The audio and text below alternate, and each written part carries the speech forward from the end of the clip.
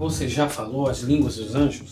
O seu pastor já disse para você, fale as línguas dos anjos? Será que Paulo quis transmitir esse tipo de ideia com o seu texto que encontra-se na primeira carta aos Coríntios?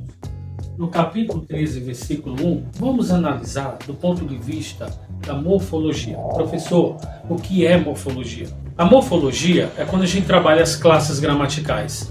São 10 classes gramaticais. Nós vamos ver se Paulo estava falando para valer ou se ele estava exprimindo uma hipótese. Ainda que eu falasse as línguas dos homens e as línguas dos anjos e não tivesse o amor. 1 Coríntios capítulo 3, versículo 1. Olha que interessante. Ainda é o nosso advérbio de tempo, que já dá uma ideia de hipótese. E é o nosso pronome relativo, que tem como função conectivo, fazer uma conexão. Eu é o nosso pronome pessoal da primeira pessoa do singular, e vai provocar a ação do verbo. Geralmente, o pronome ele provoca a ação do verbo. O pronome pessoal provoca a ação do verbo.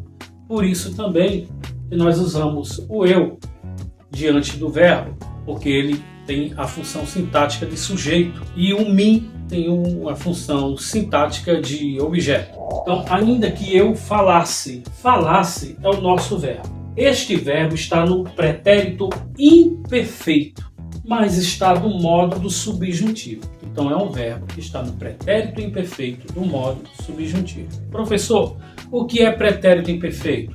São aquelas ações que começaram no passado, mas continuam, elas não acabaram, por isso que é imperfeito. Já o pretérito perfeito são aqueles verbos que exprimem ações que já foram concluídas, terminadas. Pretérito perfeito. E modo do subjuntivo, professor, o que é isso? Indica-nos uma hipótese. Ainda que eu falasse, ainda que eu pegasse, ainda que eu casasse ou ainda que eu matasse. Essa estrutura morfológica não quer dizer necessariamente que alguém fez, mas hipoteticamente está aí uma hipótese.